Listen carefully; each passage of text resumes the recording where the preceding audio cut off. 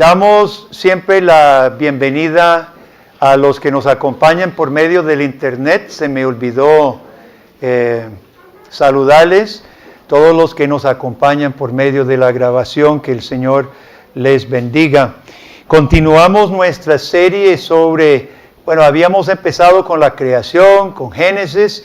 Hicimos un salto porque Dios dejó la familia y estamos ahora hablando de la restauración de la dignidad de la familia. Y hoy continuamos esta parte. Esta es la Iglesia Pacto de Gracia en San José, Costa Rica. Y hoy vamos a leer Deuteronomio 6 al final del capítulo. Todos recuerdan el principio.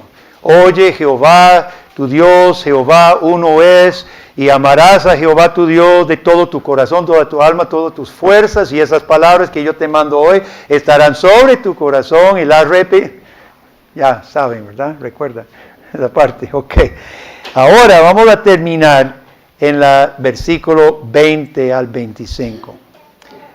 Mañana, cuando te preguntare tu hijo diciendo, ¿qué significan los testimonios y estatutos y decretos que Jehová nuestro Dios os mandó? Entonces dirás a tu hijo, nosotros éramos siervos de Faraón en Egipto, Jehová nos sacó de Egipto con mano poderosa, Jehová hizo señales y milagros grandes y terribles en Egipto sobre Faraón y sobre toda su casa delante de nuestros ojos, y nos sacó de allá para traernos y darnos la tierra que juró a nuestros padres. Y nos mandó Jehová que cumplamos todos estos estatutos y que temamos a Jehová nuestro Dios para que nos vaya bien todos los días y para que nos conserve la vida como hasta hoy. Y tendremos justicia cuando cuidemos de poner por obra todos estos mandamientos delante de Jehová nuestro Dios, como Él nos ha mandado. Yo quisiera tener el tiempo de hacer del sermón una buena obra de arte con una introducción y un final, como hace Daniel y Marcelo, hacen buenos sermones ordenados, pero no hay tiempo hoy. Vamos a empezar de una vez, versículo 4, versículo 25, tendremos justicia, sin introducción, sermón sin introducción. Tendremos justicia. ¿Qué significa tendremos justicia? Los comentaristas difieren, pero como es, tal vez vago no es el término, pero es general, podemos muchas veces comprender un concepto pensando en lo opuesto. Tendremos justicia en vez de injusticias. Creo que se refiere a la sociedad de Israel. Tendremos justicia. La justicia gobernaría. Estaba conversando con una persona esta semana y qué tristeza algunas de las instituciones de nuestro país, hermanos, la profundidad de corrupción que hay. Usted sabe que todos nosotros pagamos servicios, pagamos cosas mucho mayor por causa de las corrupciones. Qué barata sería la vida de haber justicia. Tendremos justicia. Tendremos justicia en vez de juicio cuando cumplamos las palabras de Dios. Punto número 1.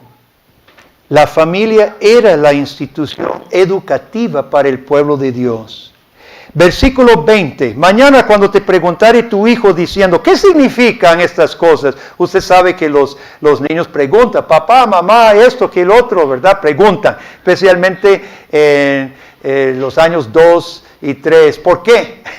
¿Por qué? Preguntan. Y a veces no sabemos por qué. Es que papito, es que así son las cosas, ¿verdad?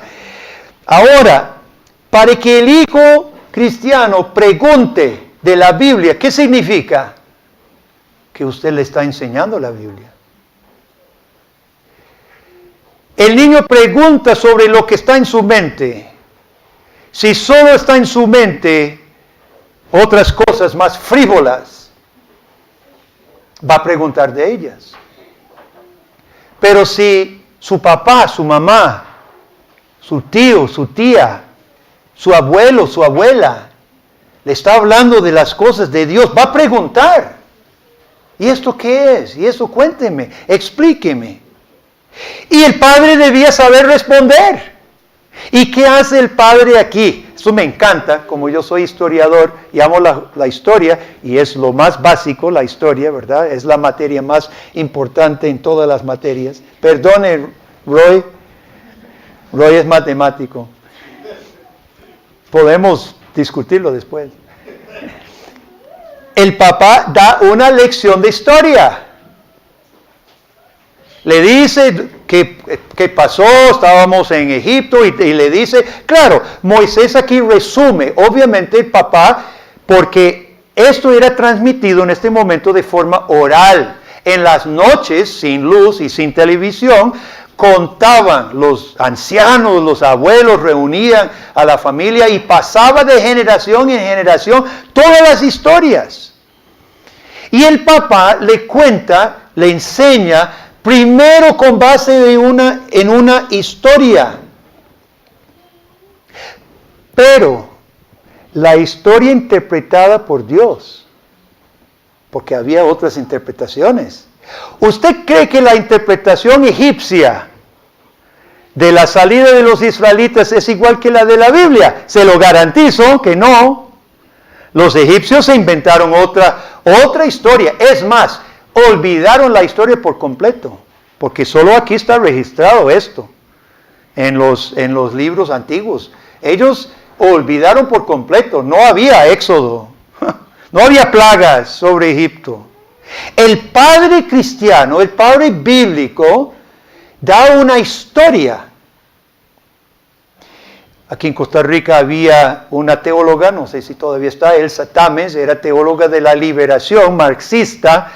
Entonces ella, porque hay hasta interpretaciones bíblicas equivocadas, y ella dice, bueno, lo que pasó realmente es que los israelitas se concientizaron y se levantaron en revolución y salieron a la fuerza haciendo guerra contra Faraón. Y una vez en el desierto reflexionaron, esto es toda la teología de liberación, ¿verdad? Hacían una reflexión, entonces pensaron, mira, debe haber sido Dios que nos ayudó. E inventaron las plagas y el Mar Rojo y todo eso, básicamente es un invento. Ahora hay interpretaciones de interpretaciones, hermano.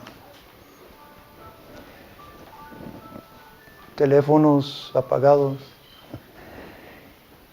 La pregunta para usted, papá, mamá,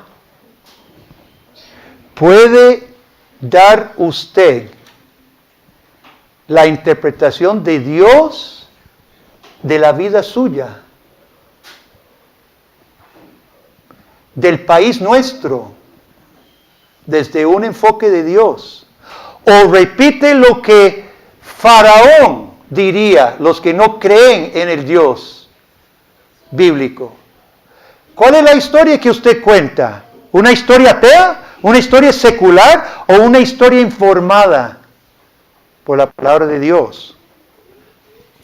El padre, luego de instruir en un enfoque histórico, después habla de las consecuencias, versículo 24. Y nos mandó Jehová que cumplamos todos estos estatutos y que temamos a Jehová para que nos vaya bien. Para que nos vaya bien. Habrá consecuencias, buenas o malas. Número 2. La educación en Israel tenía como meta producir agentes del reino de Dios. Desde Génesis 1, Dios crea al hombre con 3 mandatos. 3 mandatos. El mandato de comunión espiritual con Dios, lo cual el día de reposo sellaba. El día de reposo no trabajaba Adán y Eva. Tenían comunión con Dios, tranquilos, adoración, lo que hacemos hoy el día domingo. El mandato de comunión espiritual. Pero estaba el mandato social. El mandato social. Fructificad y multiplicaos. Produzcan hijos, familia, entrene, eduque. Y el mandato cultural, sojuzgad y señoread y gobierne para mí, dice Dios. Ahora, hermanos, vea qué belleza. En versículo 5 del pasaje encontramos, amarás a Jehová tu Dios de todo tu corazón. El mandato espiritual, el mandato de comunión, Dios pide el corazón. En versículo 7, el mandato social, las repetirás a tus hijos y hablarás de ellas estando en tu casa, andando por la calle, al acostarse, al levantarse. Ahí está el mandato social. ¿Y dónde se encuentra el mandato cultural aquí? Vea versículo 9. Debían escribir las palabras de Dios en los postes de su casa y en las puertas. ¿Qué son las puertas? Yo siempre pensaba que eran las puertas de la casa. Pero sería redundante ponerlo en el poste y ponerlo en la puerta. Este término, sha'ar, el término hebreo, significa no siempre, pero en muchísimas ocasiones, los portones de la ciudad. Sansón, cuando lo encerraron con la prostituta una noche y lo iban a matar, dice que arrancó los sha'ar, los portones de la misma ciudad y los fue a botar por allá. Fíjese muy bien, hermano, dónde se debía escribir las palabras de Dios. De lunes a sábado, en su trabajo, entrando y saliendo de la ciudad, también estaban las palabras. En la casa estaban amarradas a las manos, en los ojos y en los postes de la puerta. Pero no solo ahí. La religión nunca ha sido una religión privada o de domingo en cultito. Cuando salían por las puertas de la ciudad, estaba la palabra de Dios. Recuerde, Dios, Dios es Señor, Dios es gobernador y me va a servir. Vaya, siembre, cultive para mí. Mandato cultural. Nuestro gran problema del modernismo, de las sociedades occidentales, ¿sabe cuál es, hermano? Hemos compartimentalizado la vida. Y es gran problema con la iglesia. Los gobernadores dicen, sí, libertad de religión. Mientras tanto, no traigan su religión a las salas de la Asamblea Legislativa. Y nosotros hemos hecho cubículos de la vida, cada uno con su profesional, cada uno con su experto, ¿verdad? La familia, psicólogos. Los psicólogos son los expertos que saben sobre la familia. La política, políticos. La educación, profesores. La religión, pastores. Dios nunca diseñó la vida así, mi hermano. Dios hizo un solo reino, con 3 mandatos para todos, todo bajo su señorío. Número 3. La educación es el trabajo clave en el reino de Dios y la familia es la principal responsable. Quisiera hacer la pregunta, ¿cuál es el propósito de la educación en Costa Rica? ¿Cuál es el propósito de la educación? Debe haber un resumen, debe haber, ¿qué lo hice? Sí hubo, ¿verdad? En 2013, cuando tomó un rumbo muy negativo la educación en Costa Rica, modificaron los fines de la educación. Son 5 y esos son tan vagos. 4 dicen la misma cosa. Formación de ciudadanos amantes de la patria, conscientes de sus deberes, derechos, libertades fundamentales, respeto a la dignidad humana, desenvolvimiento pleno de personalidad humana, democracia que se concilie los intereses del individuo con la comunidad, el desarrollo de solidaridad y comprensión humana. Todo esto dice lo mismo. ¿Qué es el punto? El punto es una sociedad como están queriendo hacer de tolerancia de ciertas cosas y no tolerantes de otras. Todo eso es código, son palabras claves. Los países modernos, hermanos, se nutren de John Dewey al principio de 1900. Dewey decía que la educación es utilitaria. La educación debe formar ciudadanos que sirvan los intereses del país. Puede enseñar valores también, como hay valores en las escuelas del Estado también se enseñan valores, sin ningún fundamento, ningún Dios, simplemente sí, pórtate bien porque sí. Y Dewey creía en buenos valores, pero Dewey era ateo. Y Dewey decía que la educación debería formar estudiantes, ciudadanos, dirigida ¿por quién? Por una élite, por los arquitectos de la sociedad que saben más que las masas.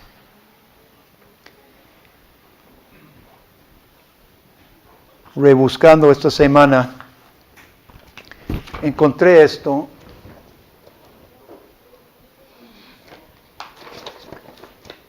ACT 21S, capítulo latinoamericano. Al solicitud del Banco Interamericano de Desarrollo, el BID, que es un sucursal del Banco Mundial, junto con Bill Gates, Microsoft, el consorcio ATC 21S autorizó la creación de un capítulo latinoamericano. Usted sabe que el Banco Mundial está realmente manejado por muy poca gente, al final de cuentas. Ellos autorizaron, Bill Gates es uno de ellos, ellos autorizaron, qué bonito, autorizaron. Bueno, autorizaron aunque no supiéramos la creación de un capítulo latinoamericano con el propósito de incluir un país en vías de desarrollo. Así que se autorizó adivine, Costa Rica como el primer país asociado de América Latina, y se pretende que la experiencia obtenida en este país sirva para reproducirla en el resto de la región. Esto es 2017. El proyecto en Costa Rica recibe el nombre Evaluación de Competencias del Siglo XXI. Ponga atención, Cinia, Carla, Roy, Joel, Vivi, todo lo que son, Eida. El proyecto en Costa Rica recibe el nombre Evaluación de Competencias del Siglo XXI y lo están ejecutando el Ministerio de Educación Pública, MEP, junto con la Fundación Omar Dengo. Objetivos generales. Determinar cuáles competencias deben tener los jóvenes para enfrentar airosamente los retos del siglo XXI. ¿Quién va a determinar? Este consorcio. Bajo Banco Mundial, bajo Bill Gates. Desarrollar instrumentos que permitan medir estas competencias. ¿Se acuerda del fracaso de Faro UPAD del año pasado? Todo eso era parte de esto. Todo eso era parte de esto. La élite, para que pueda crear, puede manipular y puede dirigir, necesitan saber lo que piensa la gente. Por eso pusieron a los de quinto y sexto a hacer un montón de preguntas que nada que ver con la educación, para saber lo que ellos necesitan romper. A mí me dijo una vez claramente, abiertamente, una profesora de la UCR, recibimos los muchachitos todos ingenuos y nuestro primer trabajo es quitarles, romperles sus prejuicios religiosos. Ellos van a desarrollar los instrumentos que permitan medir las competencias, ofrecer a los países una solución también. Objetivos más específicos para Latinoamérica.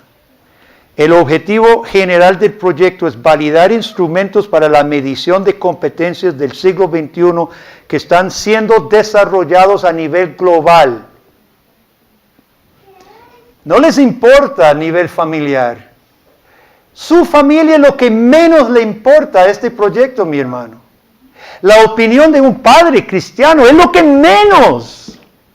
le importa. Es una élite globalista que van a poner no solamente las competencias, sino las formas de evaluar. Solamente voy a citar un par de cosas más, hay más, usted lo puede bajar, está en el ATC 21S, lo puede buscar. Generar una propuesta curricular y una estrategia, oiga cuidadosamente. Desarrollar una estrategia de formación docente que permita a los tomadores de decisiones avanzar en la transformación de los programas de estudio. ¿Quiénes son los tomadores de decisiones? ¿Usted cree que son los padres?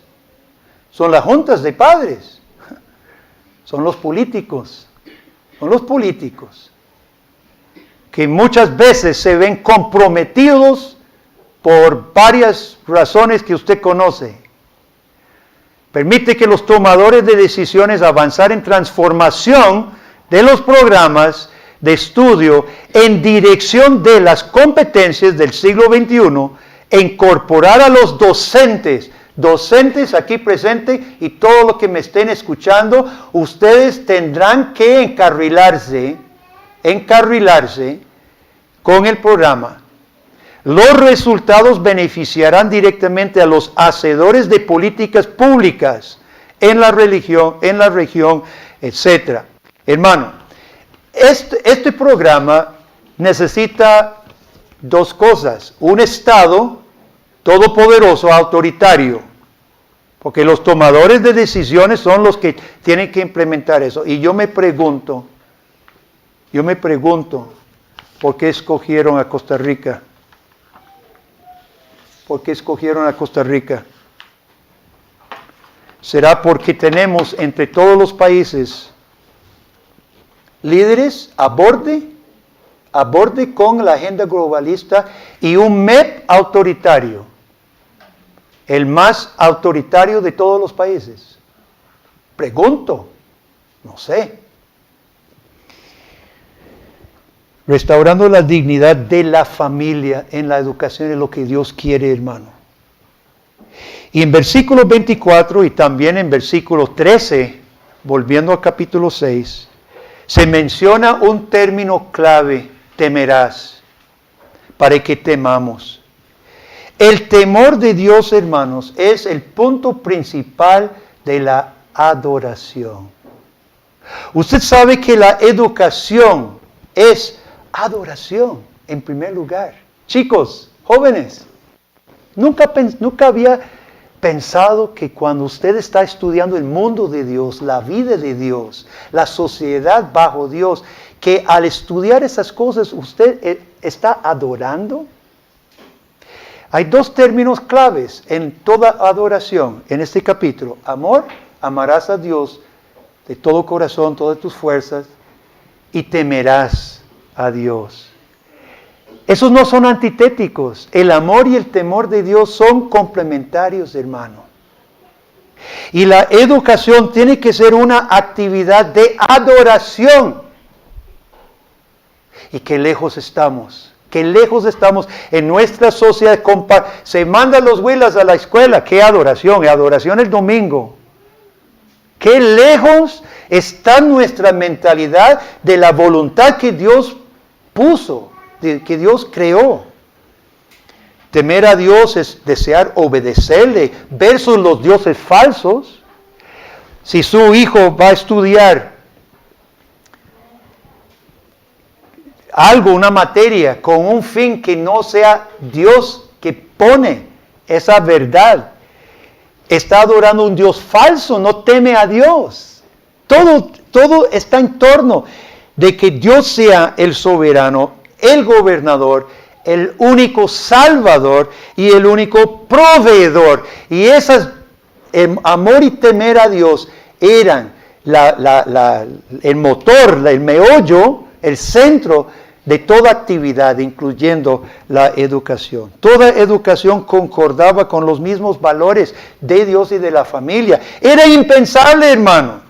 Era impensable tener a sus hijos estudiando con algún tutor, porque rápidamente se levantaron escuelas en Israel, posiblemente los levitas u otros, muchos sabían leer, ¿verdad? Los hijos de los profetas, tenemos escuelas de los profetas más adelante, el tiempo de Elías. Los israelitas se hicieron escuelas, y eso no es malo, pedir ayuda a un maestro para que eduque a nuestros hijos, pero era impensable que en la casa estudiaran una cosa, que sus padres dijeran una cosa y que el tutor le dijera otra cosa. Era impensable que en la casa leían que Dios era el creador, y que vaya a la escuela y que les diga, no hay ningún creador, todo evolucionó de una baba y una ameba y pasamos por el mono y aquí estamos. Eso era impensable, y eso es lo que pasa hoy. Era impensable que estudiara Génesis 1 y 2 con sus papás, que Dios une a Adán y Eva en un matrimonio monogámico, heterosexual, y que llegan a la escuela y les diga, mire chicos, ahora en el mundo moderno se puede casar quienes quieran. 2 hombres, 2 mujeres, un hombre con gato, lo que usted quiera, eso es matrimonio. Era impensable eso.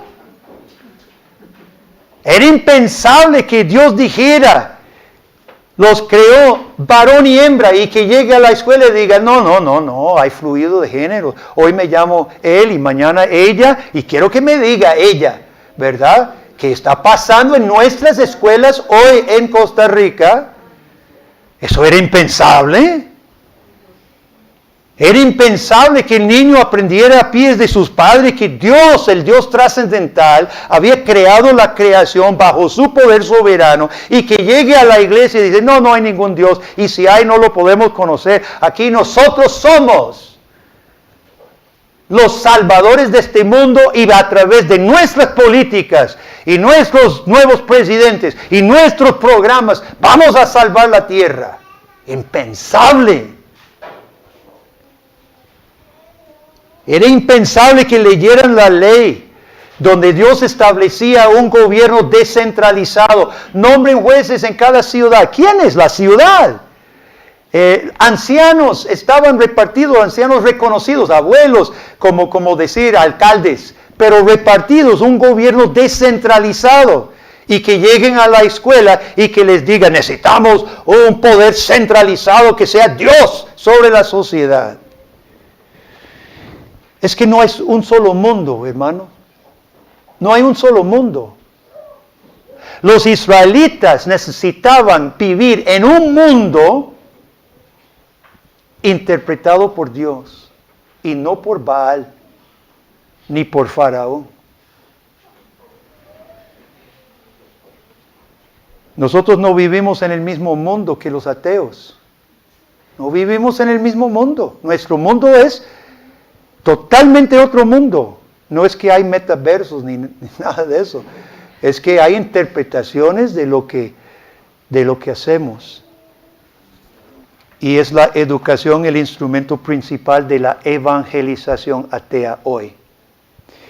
¿Por qué Estados Unidos pudo cambiarse? Un país inmenso, no sé cuántos millones había al principio de los 1900. Se me olvidó buscar el dato. Pero ¿cómo pudo Estados Unidos en un siglo cambiar tan rápidamente de un país en que una gran mayoría decía ser cristiano a un país hoy que persigue a los cristianos bíblicos? Persiguen, multan, tratan de encarcelar. ¿Sabe cómo fue posible? Sus escuelas. Y no fue hasta la pandemia de 2020 que se dieron cuenta algunos pobres padres ingenuos. Porque al estar en la misma casa, en Zoom, todos, ¿verdad? Pasaba la mamá y escuchaba lo que la profesora le estaba diciendo a su hijo y dice, ¿qué? Suave. Y cuando los padres fueron a las juntas, porque ahorita hay alborotos de padres luchadores que fueron a las juntas. ¿Sabe qué hizo el gobierno? El gobierno de un nivel federal, oiga, Las juntas de escuelas fueron corriendo al gobierno de Biden para que declarara terroristas a un padre que fuera a reclamar con enojo a la junta de la escuela. La NAE, que es el sindicato poderosísimo y ateo, anticristiano de Estados Unidos, tiene mucho poder. Sin duda hubo otros factores, pero hermano, yo digo y sostengo que han sido las escuelas del Estado una fuerza principal de corromper religiosamente al país entero. Peter Jones, ustedes algunos conocen Peter Jones, hace décadas está alertando que desde kinder están enseñando en escuelas de Estados Unidos el budismo, el hinduismo, el paganismo abierto en las escuelas públicas. Y ayer mismo estaba escuchando una historiadora judía, se llama Vera Sharav, en Estados Unidos, una historiadora. Ella sobrevivió al Holocausto, de niña sobrevivió a Auschwitz, ¿verdad? Así que ella conoció lo que pasó en Alemania, donde nadie le hizo resistencia a Hitler. Y ella dice, qué curioso y qué triste. Yo he encontrado que son los más preparados académicamente, los menos críticos del gobierno. Estaba hablando de la pandemia y de cosas que hizo el gobierno antiproducentes, terribles, anticientíficas. Y dice, los más preparados académicamente son los menos críticos. Las escuelas hicieron su función. Siga su gobierno totalitario, no importa lo que vaya a decir. Dios reclama cada aspecto, cada materia, cada minuto de la educación. Papá, mamá, ¿tiene Dios cada minuto de la educación de su hijo? 6:6. Estas palabras que te hablo hoy estarán sobre tu corazón. ¿Cuáles palabras? Estas palabras, Deuteronomio y el Pentateuco entero, la creación, el pecado y sus efectos, el diluvio, el juicio de Dios, el pacto que Dios hace con Abraham, las leyes justas y buenas para todo aspecto de la familia, del trabajo, de la política, de la salud, del culto. Todo eso estaba bajo Dios y la meta, temer a Dios, servir a Dios. Número 4. La promesa de Dios. Volvemos a donde empezamos. Y tendrán justicia. Tendrán justicia cuando esto lo cumplimos.